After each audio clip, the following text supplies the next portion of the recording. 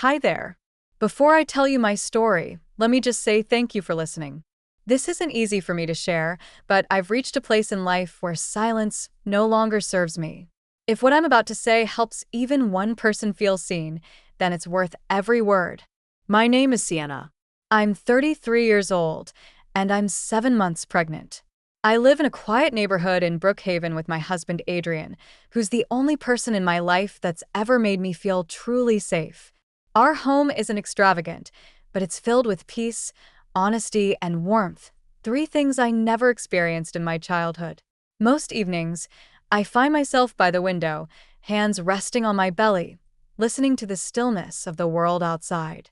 It's in those moments that I reflect on everything I've walked away from: my family, their wealth, their pride, their control. I've made peace with my choices, but I would be lying if I said I didn't sometimes feel the sting of what could have been, had things been different. For years ago, I cut ties with my parents and my sister. The final break came when I told them I was pregnant. Instead of joy or support, I was met with judgment, sarcasm, and insults. My mother, Erica, said I wasn't ready to be a mother myself. My father, Philip, warned me not to give my child the Williams last name, as if my child were some kind of stain on their legacy. And my sister, Jenna, laughed and asked if I planned on raising the baby in a rented apartment with secondhand furniture. I left their house that day and never looked back. I wasn't supposed to hear from them again. But 2 days ago, my phone rang. It was my mother. I hesitated before answering, the old tension creeping up my spine. Her voice, cold and calculated as ever, carried through the line.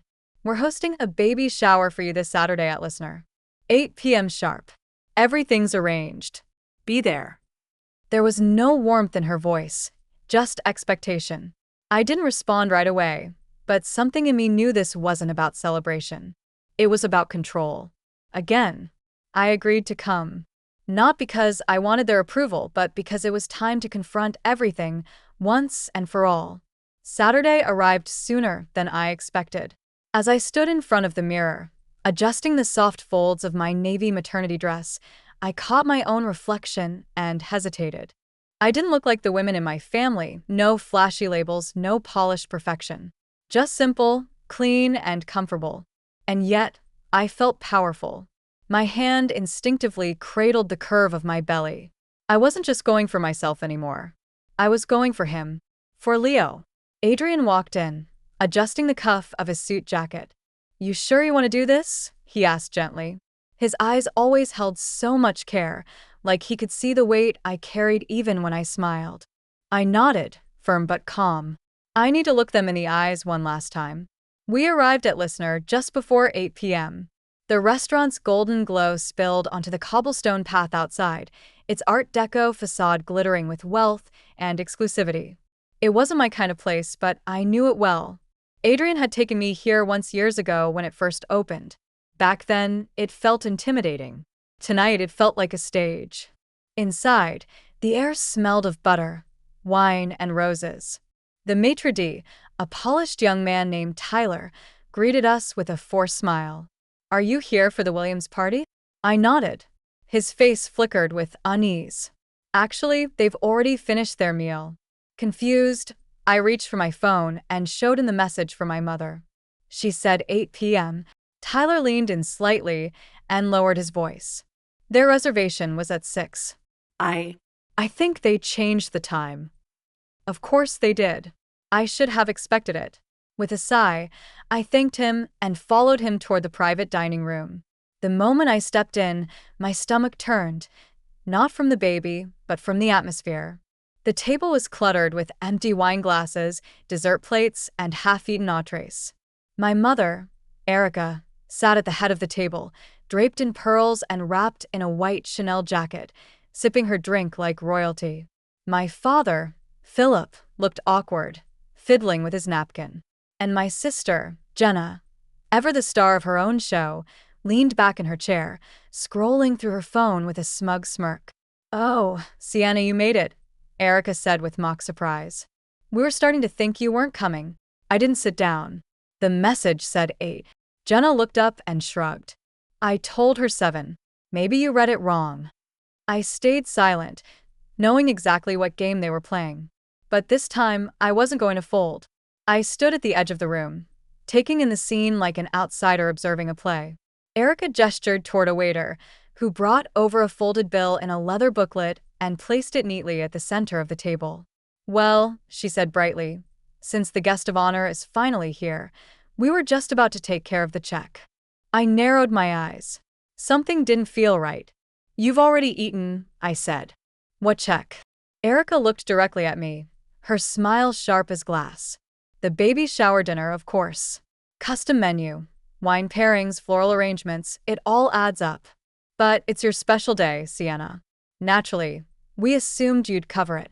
My heart thudded. Excuse me? Jenna leaned forward, elbows on the table, her voice dripping with condescension. Come on, Sienna. You're married to a CEO. Surely a little celebration like this isn't a big deal. It's just $6,800. I blinked, stunned.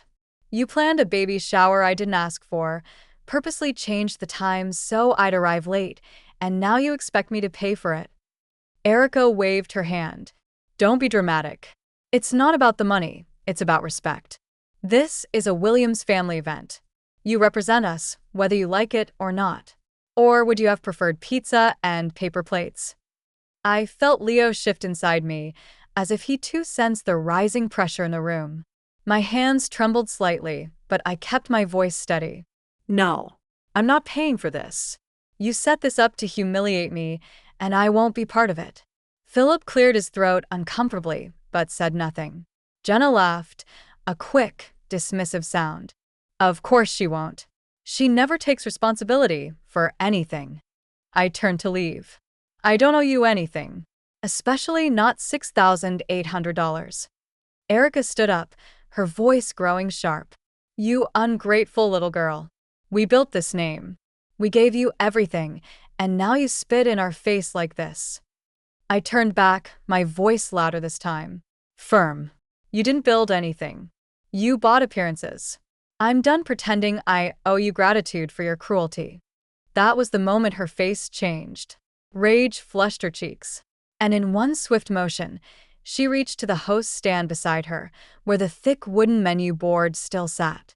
Before I could react, she lifted it with both hands and brought it down on my head. The room erupted in.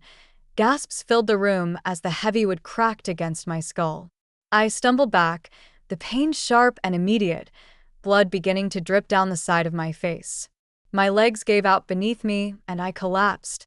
Everything around me blurred into streaks of gold and red, the chandeliers above, the horrified faces, the distant clinking of glasses that suddenly fell silent. I was aware of the warmth trickling down the side of my face, the weight of my body sinking into the cold marble floor, and the gasp that escaped my lips, not because of pain alone, but because I feared for the little life growing inside me. Then, I heard his voice. Sienna. Adrian's footsteps thundered across the dining room. He dropped to his knees beside me, panic etched deep in his face. His hand cupped the side of my head as he gently turned me toward him, his thumb brushing away a streak of blood. Stay with me, he whispered. It's okay. I've got you. He looked up, his voice firm and furious. Call 911. She's pregnant. She's bleeding. The restaurant staff scattered into motion. Tyler, the manager, was already dialing his phone. Several waiters ushered other guests away as the air grew thick with disbelief and fear. Erica stood frozen, the wooden menu board still in her trembling hands. Her eyes darted between me and Adrian, her mouth parted as if the reality of what she'd just done was only beginning to settle in. Jenna, for once, was speechless. Philip sat pale and motionless, staring down at the wine glass in front of him like it might give him answers. Within minutes, the screech of sirens sliced through the silence outside.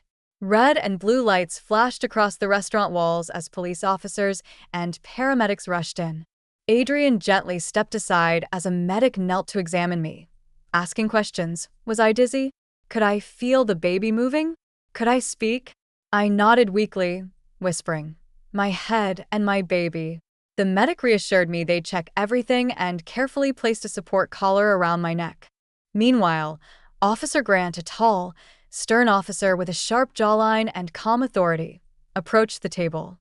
"Who assaulted this woman?" he asked. Adrian pointed directly at Erica. "She did. That's my wife. She's 7 months pregnant. She hit her with that board." Erica opened her mouth, but her voice cracked. "It wasn't supposed to." "You're under arrest," Officer Grant said firmly, stepping toward her. "You have the right to remain silent." As he handcuffed her, the other officers took statements from witnesses, including the restaurant staff and Tyler, who confirmed that the reservation time had been manipulated and that everything had been planned without Sienna's knowledge. Chef Marco, the restaurant's owner, arrived moments later. Upon learning what had happened, he immediately cooperated with the authorities, offering security footage, financial records, and digital communication logs between Erica and the restaurant. As I was lifted onto the stretcher and wheeled toward the ambulance, Adrian stayed at my side, holding my hand tightly. "I'm here," he whispered, "and they're going to pay for everything." I believed him. 3 weeks later, I found myself sitting quietly in the front row of the Brookhaven County Courthouse. My body was sore but healing, my mind sharper than ever. I was now approaching the end of my 8th month of pregnancy. Leo kicked gently from time to time, as if reminding me he was still with me, still safe. Adrian sat beside me, his hand resting on mine, both of us watching as the court officers prepared for the opening of a case that would expose everything my family had tried to. For years, I had hidden inside the courtroom. Seated at the defense table were the same 3 people who had tried to control me all my life. My mother, Erica, my father, Philip, and my sister, Jenna. But today, there were no pearls, no designer jackets, no smug smiles, just pale skin, trembling hands, and a silence that echoed louder than anything they'd ever said to me. Their lawyer whispered nervously to them, but I could see the panic in their eyes. This time, there was no covering up the truth. The prosecutor, Victoria Reed, stood confidently and addressed the court. "This case began with a violent act committed against a pregnant woman in a public restaurant," she began. "The assault was not only physical, it was symbolic of years of emotional manipulation and financial abuse by her own family." But that was just the surface. Victoria then presented the restaurant security footage, clearly showing Erica lifting and slamming the wooden menu board against my head. She played audio clips of the conversation before the attack, proving the $6,800 bill was part of a planned humiliation. Then came the second part of the case, the financial crimes. Victoria laid out a timeline of years of fraud committed by Philip through the Williams family real estate business, falsified invoices, embezzled funds, hidden debts dating back to 2010. Jenna's role in it all became clear. She had collected a salary for years without real work, filed false documents during her divorce, and claimed fake sales figures to maintain her image. When Adrian took the stand, he spoke with clarity and unwavering composure. "They tried to bury my wife in shame, in fear, in debt, but they forgot who she really is. And they underestimated me. I own Listener, and I had every record, every message, every surveillance angle saved." He provided spreadsheets, emails, and call logs. He testified not only to the restaurant attack, but also to the fraudulent behavior that had long tainted the Williams name. The courtroom was still when Victoria concluded. "What we have here is not a family legacy. What we have is a legacy of fraud, abuse, and manipulation. And now, justice must be served." The defense tried to paint it as a misunderstanding, Erica's actions as a moment of emotional distress, Philip's choices as financial desperation, Jenna's involvement as minimal. But it didn't matter. The truth was too loud to be ignored. The judge took only a few days to return with a verdict. The courtroom was filled with a heavy silence as the judge entered and took his seat. I sat upright, one hand on my belly, the other clasped in Adrian's. My heart pounded, not from fear, but from the weight of this moment. Years of silence, humiliation, and emotional torment had led to this single point in time. I didn't know what justice would feel like, but I was ready to find out. The judge, a composed and clear-voiced man in his 60s, adjusted his glasses and read from the documents in front of him. In the matter of Erica Williams, Philip Williams, and Jenna Williams, this court finds the defendants guilty on multiple counts including assault with a deadly object, financial fraud, embezzlement, and falsification of legal documents. Erica closed her eyes. Jenna's shoulders collapsed. Philip exhaled shakily, his face ghostly pale. The judge continued. Erica Williams is hereby sentenced to 5 years in state prison for aggravated assault and accessory to financial fraud. Philip Williams is sentenced to 6 years in prison for embezzlement, tax fraud, and falsification of business records. Jenna Williams is sentenced to 4 years in prison, with 1 year suspended for her role in document fraud, illegal income claims, and participation in false reporting. He paused, then looked directly at the defense table. Let this be a reminder that social image and status do not place anyone above the law. The court orders immediate seizure of all remaining Williams family assets. The estate will be liquidated. All fraudulent earnings must be returned. There were no outbursts, just stillness and eerie cold realizations settling over my former family as the bailiffs moved in to escort the 3 of them away. Erica turned around, her voice cracking through the silence. Sienna, please, you don't have to do this. We're your family. I stood up slowly, my legs steady despite the weight I carried, both physical and emotional. You stopped being my family the day you chose control over care. I'm protecting my son. This was never about revenge. This was about ending the cycle. She didn't say another word. The 3 of them were let out in cuffs, their steps heavy and defeated. Outside the courthouse, the spring sun warmed my face. For the first time in years, I felt truly free. Just 4 days after the sentencing, I was standing in the kitchen, folding a small blue blanket, when I felt the first contraction hit. It wasn't sudden or sharp, just a slow, intense pressure that made me pause mid-movement and grip the edge of the counter. I'm having contractions, I called calmly, my voice steady but urgent. Adrian appeared almost instantly, his eyes wide with alertness. It's time, I whispered, placing his hand over my belly. He didn't ask a single question. We grabbed the hospital bag that had been packed for weeks and headed to the car, his hand never leaving mine the entire drive.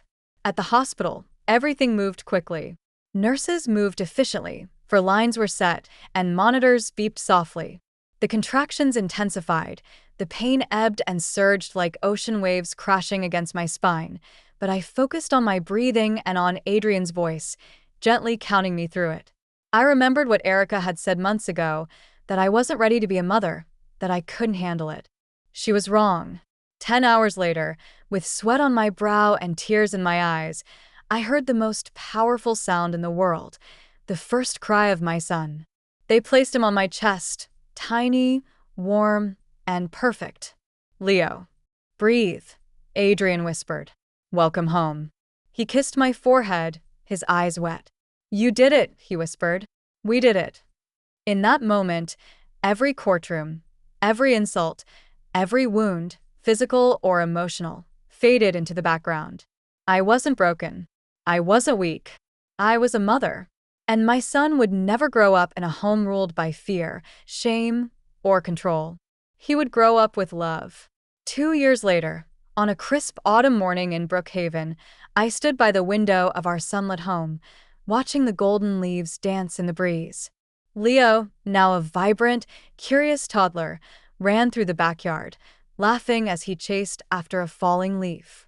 His tiny sneakers crunched on the grass, his laughter filling the air with life, a sound I had never known in my own childhood, a sound that reminded me daily of how far I'd come. Inside, the fireplace crackled, and the soft scent of cinnamon drifted from the kitchen where Adrian was preparing breakfast. Our life wasn't flashy or extravagant, but it was built on honesty, love, and strength. We had everything that truly mattered. From the bottom drawer of my desk, I pulled out a letter that had arrived last week. It was from Jenna. She was out of prison now, living in a small town under supervised probation. Her handwriting was shaky but familiar. The letter was filled with apologies, explanations, and a quiet plea for reconciliation. I folded the paper without finishing it. I didn't need her words. The past couldn't be undone, and I had made peace with that. Forgiveness, maybe, but not return. Adrian walked into the room and wrapped his arms around me from behind, resting his chin on my shoulder as we watched Leo twirl among the leaves. "You okay?" he asked. I nodded, leaning into him. "Better than okay. We made the right choice. We left behind lies and built something real." He kissed my cheek. "No regrets." I smiled. Not one. Somewhere far away, my mother Erica was still serving her sentence. My father Philip remained in state custody, and Jenna was starting over on her own terms. I didn't wish them harm, but I no longer carried their burdens. As Leo ran up to the window, holding up a handful of leaves with pride, I opened the door and stepped into the yard to meet him. He ran into my arms, full of joy, full of trust, full of life. And for the first time in forever, I felt completely whole. It was late October, 2 years after the day my world changed. The leaves in Brookhaven had turned golden, and the air held a quiet chill that whispered of endings. I had just returned from the park with Leo when the letter arrived, a stamped envelope addressed in a familiar, tight cursive. I hadn't seen it in a long time. It was from the Illinois State Correctional Facility. It was from Erica. I didn't open it right away. I let it sit on the table for hours, untouched, while Leo napped and Adrian worked in the study. Finally, as twilight crept through the windows, I broke the seal. Inside was a short letter. No excuses, no explanations, just a request. She wanted to see me just one time. "Please," she had written, "I want to speak to you as your mother if you'll let me." I didn't answer immediately, but a week later, I found myself sitting in the back seat of a transport vehicle with Adrian beside me. His hand rested on my thigh as we approached the towering stone walls of the prison. I wasn't here for closure, not exactly. I was here to make sure there was nothing left undone, no lingering words or illusions. Inside the visitation room, the atmosphere was sterile and silent. A pale gray space with plastic chairs and reinforced glass. Erica was already seated when I walked in. She looked older, thinner. The elegance she once wore, like armor, had vanished.